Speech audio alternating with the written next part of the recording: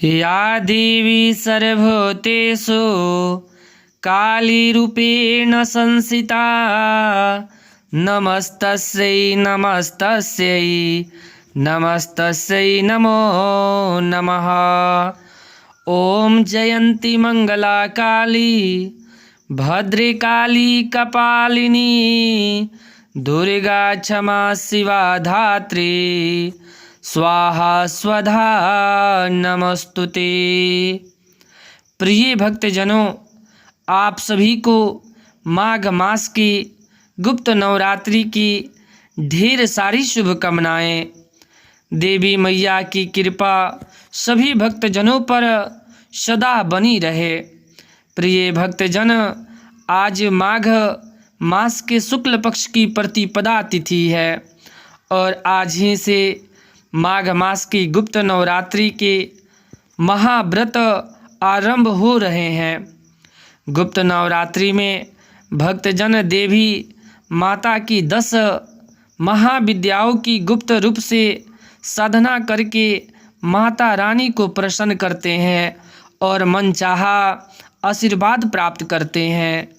तो सच्चे मन से माँ भगवती की पूजा करे, अर्चना करे। मान्यता है कि जो भी व्यक्ति इन दिनों में महादेवी की आराधना पूजा पाठ गुप्त रूप से करते हैं, उनकी सभी मनोकामनाएं माँ भगवती पूर्ण कर देती है। तो प्रिय भक्तजनों, आज मैं सुना रहा हूँ माघ मास की गुप्त नवरात्रि के प्रथम दिन सुनी जाने वाली गुप्त नवरात्रि व्रत की कथा। तो श्रद्धा भाव से मैया रानी की यह कथा को जरूर सुने। गुप्त नवरात्रि व्रत की बड़ी ही दुर्लभ पौराणिक कथा है। सुख समृद्धि की कामना रखने वाले भक्तजन हमारे इस चैनल को विकास रियल वॉइस विकास एस्ट्रो चैनल को ज़रूर से ज़रूर सब्सक्राइब कर दें, वीडियो को लाइक करें और कमेंट में जय माता दी ज़रूर से ज़रूर लिख दे और बेल आइकन को भी ज़रूर दबाएं। तो आइए श्रवण करते हैं। माता रानी आप सबका कल्याण करे। तो प्रिय भक्तजनों, कथा को आधा अधूरा छोड़े बिना पूरा कथा को श्रवण करें। या देवी सर्वभूतेषु दुर्गा रूपेण संस्थिता नमस्तस्यै नमस्तस्यै नमस्तस्यै नमो नमः। या देवी सर्वभूतेषु लज्जा रूपेण संस्थिता नमस्तस्यै नमस्तस्यै नमस्तस्यै नमो नमः। कथा के अनुसार एक बार श्रृंगी ऋषि अपने भक्तजनों के बीच में बैठकर उनकी शंकाओं का समाधान कर रहे थे। इन सब के बीच एक स्त्री भी श्रृंगी ऋषि के पवित्र वचन को सुन रही थी। महिला अपने पति से काफ़ी परेशान थी।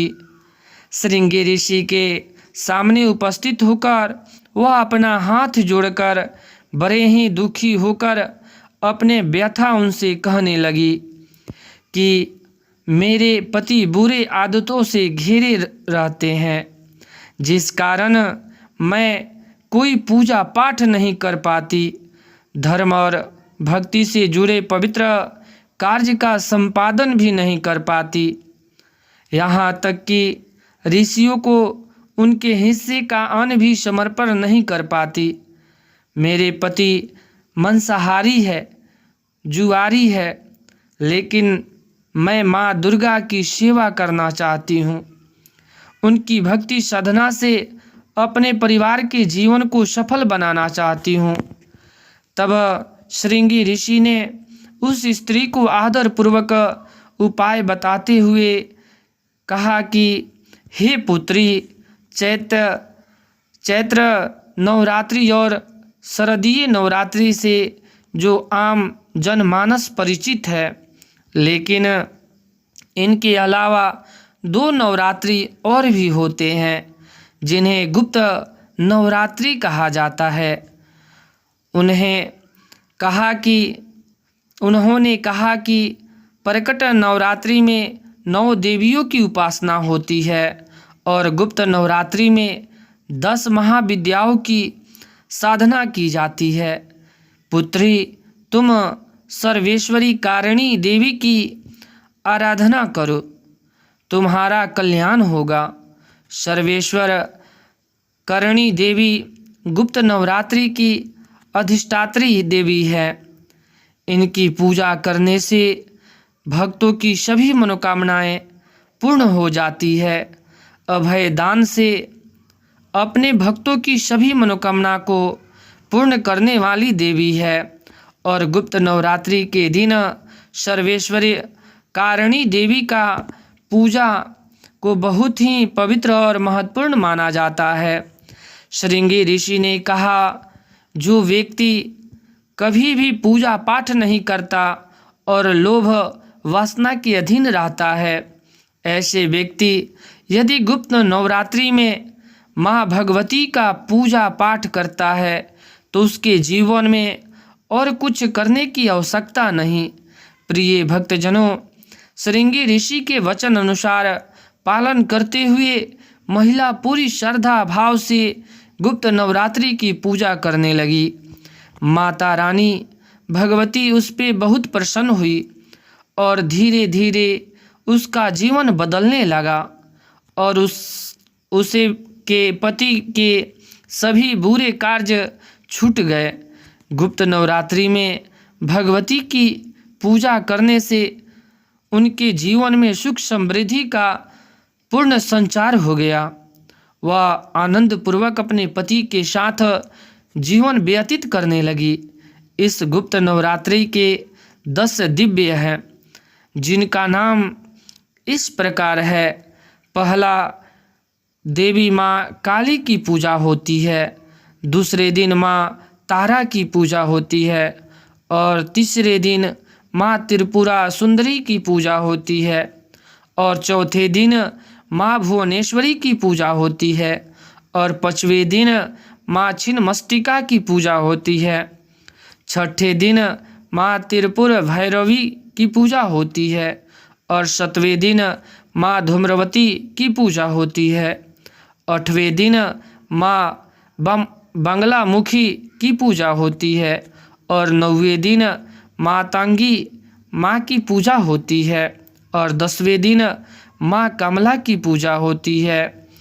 तो प्रिय भक्तजनों, आज नवरात्रि का पहला दिन है, तो सर्वप्रथम आप लोग सुनेंगे भक्तों की रक्षा करने वाली महाकाली देवी की बहुत ही अद्भुत अनोखी कथा। सुंदरपुर नामक एक बहुत ही सुंदर नगर था। उस नगर में माता काली का एक भव्य और विशाल मंदिर था और उसी मंदिर के बाद चारों तरफ जंगल और झाड़ियों का इतना गहन साम्राज्य था कि शाम के समय उधर कोई भी भूले भटके से नहीं जाता था। यहाँ तक कि मंदिर के पुजारी भी संध्या छाने से पहले ही मंदिर में दिया जलाकर आरती वगैरह करके माता रानी को शयन करा के जल्दी ही विदा हो जाते थे। उसी मंदिर के पास एक नहर था। नहर के उस पार उसी गांव में एक ब्राह्मण देवता रहते थे, जो कि माँ काली के बहुत ही बड़े भक्त थे। स्वभाव से अत्यंत भोले और कुल देवी माता काली की अनन्य भक्त थे। लोगों के लाख माना करने के बाद भी जाड़ा हो या गर्मी हो, बरसात का मौसम हो, कैसा भी हो, रात को भोजन करके सोने से पहले वे नाहर पार करके मंदिर में माथा टेकने जरूर जाते थे। ऐसे ही पौष की एक सर्द रात की वातावरण में गहरी धुंध छाई हुई थी, क्योंकि उस समय घड़ी का उतना चलना नहीं था। तो ब्राह्मण देवता ने भोजन करने के बाद अपने खेत की रखवाली की तथा माता रानी का दर्शन करने के लिए वहाँ पर चले आए। खेत में फसलों की रखवाली करते हुए उन्हें काफ़ी समय हो गया। आसमान में कोहरे की वजह से चांद दिखाई नहीं दे रहा था, सो समय का ठीक ठाक अंदाज़ा नहीं लग पाया और शरीर पर कंबल डाले ब्राह्मण देवता रोज की तरह मंदिर की ओर चल पड़े, क्योंकि उसे समय नहर में पानी घटने से ज़्यादा नहीं था, तो पार करने से ज़्यादा परेशानी नहीं हुई। जाड़े की खुशी रात जब मंदिर के पास पहुँचे, दूर दूर तक सन्नाटा छाया हुआ था। एक पल तो उनका शरीर भय के मारे गनगना गया, उनकी आंखें मुना गई। थोड़ी देर में उन्हें आभास हुआ कि उनके आसपास कई सारे लोग का जमावट हो चुका है, जो अहिंसे उन्हें अपने घेरे में लेने के लिए अपना घेरा तंग कर रहे हैं। ब्राह्मण देवता ने कहा, हे माँ काली, क्या आज की रात तुम्हारे धाम पर ही मेरा जीवन लीला समाप्त हो जाएगी? गुण होने मन ही माता काली से गुहार लगाई और तब उन्हें लगा कि वे दुष्ट आत्माएं बस उन्हें दबोचने वाली ही है। अचानक मंदिर के अंदर रखे हुए नगारे अनायासी जोर जोर से बजने लगा। ब्राह्मण देवता चकित हो गए और सोचा कि रात के इस वक्त मंदिर में कौन बैठा है नगाड़ा बजाने के लिए। उन्होंने अपनी आंखें खोली, आसपास किसी का नामो निशान तक नहीं था। साहस उनकी नजरें मंदिर के द्वार की ओर उठी। कपाट चौखट खुल गया था और उनमें से साक्षात माता काली बाहर आ रही थी। माता काली ने कहा, क्या रे मूर्ख ब्राह्मण, यही समय मिला तुझे मेरे पास आने का? जानता नहीं यह मेरा शयन करने का समय है। अभी मुझे थोड़ी सी ही देर हो जाती तो तुम जिंदा ही नहीं रह पाते। फिर कल को लोग यही कहता कि माता काली का इतना बड़ा भक्त था और उनके धाम पर उसका प्राण न बच पाया। माता की बातें सुनकर ब्राह्मण देवता ने कहा, मैया, यह तो मेरे रोज का नियम है, आज कैसे तोड़ देता? ब्राह्मण देवता माता को देखकर निहाल हो गए और उनके चरण में लौटने पोटने लगे। माता ने कहा, पगले, रोज से आज ज़्यादा देर हो गई है, अब अभी आधी रात का समय हो चला है। ब्राह्मण देवता ने कहा, मैया, मुझसे गलती हो गई, मुझे क्षमा कर दो। मुझे समय का पता नहीं चला। क्या करूं? जब तक आपके दर्शन नहीं कर लेते मुझे संतोष नहीं मिलता। माता रानी ने कहा, जानती हूँ पगले, इसलिए पहली बार किसी के सामने साक्षात आई हूँ। तो यह भी मूर्खता छोड़ दे, आधी रात में इस तरह से मेरा दर्शन करने के लिए मत आया कर। तू मुझे अपने स्थान से ही याद कर लिया कर, ऐसा ध्यान कर लिया कर तो तेरे पास चली आऊँगी।